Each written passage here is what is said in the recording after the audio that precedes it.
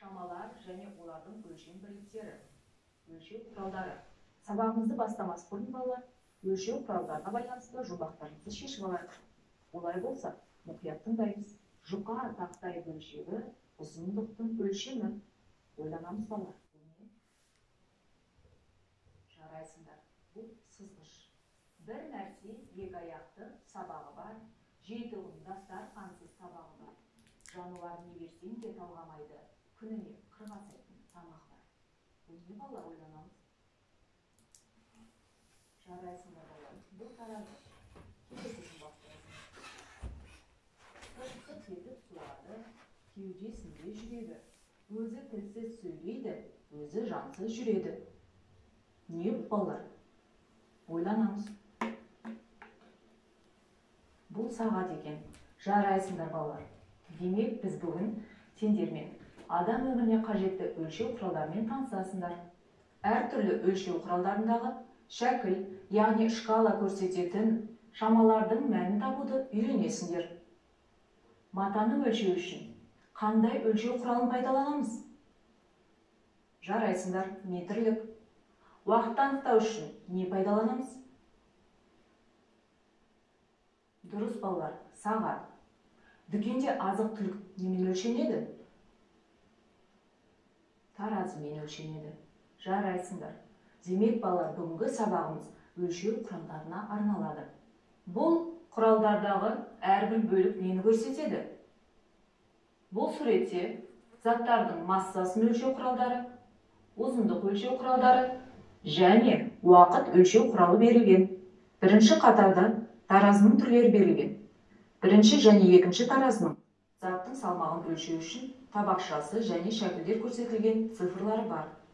Ал үшінші таразы салмақты өлшеуге арналған электронды болса, төртінші ілмекті таразы. Бұл таразыда да шәкілдер көрсетілген цифрлар бар. Ал ұзындықты өлшеу құралдарында да шәкілдер көрсетілген.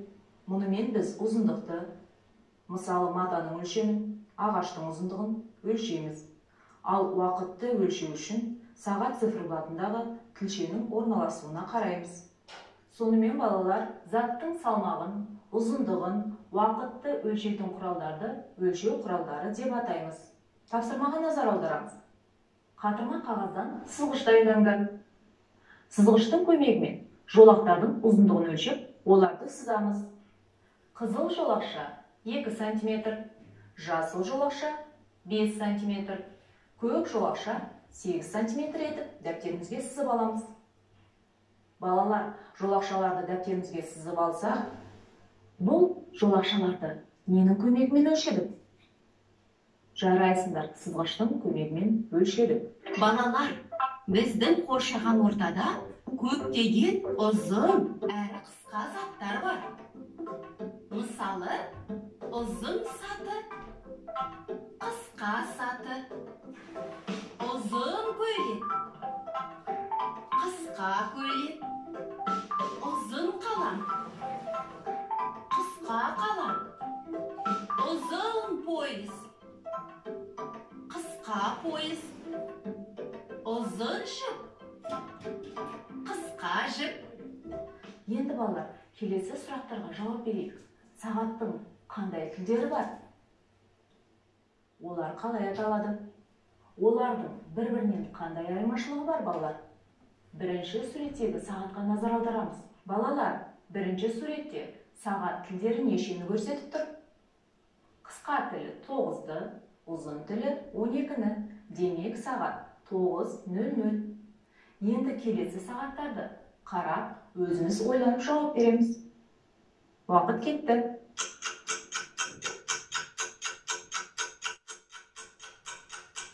Жарайсыңдар балалар. Енді жауабымызды тексерейік. Екінші сағат 10:00-ді, үшінші сағат 8:00-ді, төртінші сағат 2:00-ді көрсетіп тұр. Балалар, есте сақтаймыз. Бір сағат 60 минутқа тең. Жарайсыңдар балалар. Келесі тапсырмаға назар аударамыз. Өлшеу нәтижесіне қараңдар. Таразының тілі қандай бөлікке келіп тоқтады? Қандай санды көрсетіп тұр? Бірінші таразыда алма берілген. Алманың салмағы 3 килограммды көрсетіп тұр. Электронды таразыда қанттың салмағы 25 килограммды көрсетіп тұр. Балалар, келесі тапсырмаға назар аударамыз. Тапсырманы мұқият тыңдаймыз. Әлия мен Сырымның салмағы Санжар мен Маржанның салмағы қанша болса, сонша тартады. Санжардың салмағы қанша? Ең ауыры кім? Осы мәліметтерді пайдаланып, есептер құрастырамыз. Балалар, не белгілі, не белгісіз? Әлияның 34 килограмм, Сырымның 43 килограмм, ал Маржанның 36 килограмм екені белгілі. Ал Санжардың салмағы белгісіз. Балалар, есепті неше амалмен шығарамыз? Ойланып есептейміз. Тексереміз. Шешуі 34 пен 43-тің қосындысы 77 килограммға тең. Сырым мен Әлияның салмағы демек 77 килограмм. 77 мен 36-ның айырмасы 41 килограммға тең. Бұл Санжардың салмағы.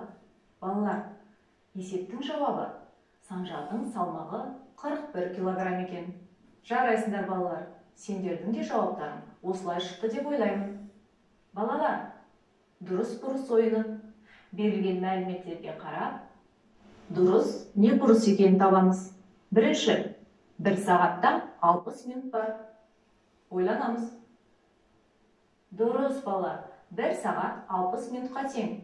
Екінші, 2 метр 100 сантиметрге тең. Балалар, дұрыс па, бұрыс па? Ойланайық.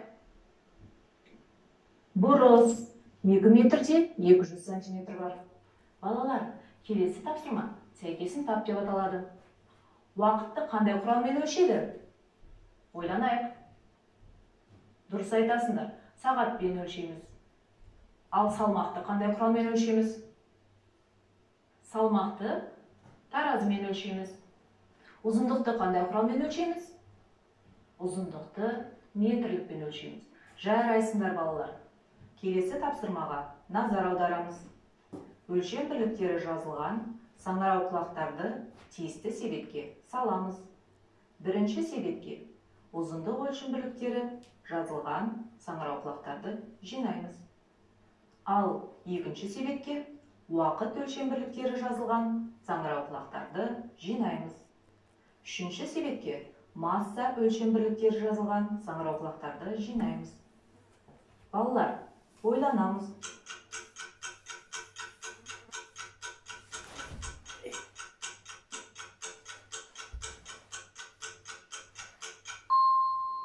Енді жауабын тексереміз. Ұзындық өлшем бірліктері миллиметр, сантиметр, метр. Уақыт өлшем бірліктері секунд, минут, сағат. Масса өлшем бірліктері грамм, килограмм. Жарайсыңдар балалар, сендердің де жауаптарың осылай шықты деп ойлаймын. Бүгінгі сабағымызды қорытындылайық. Балалар, бүгін әртүрлі өлшеу құралдарындағы шәкіл, яғни шкала көрсететін шамалардың мәнін табуды үйрендіңдер. Осымен сабағымыз аяқталды.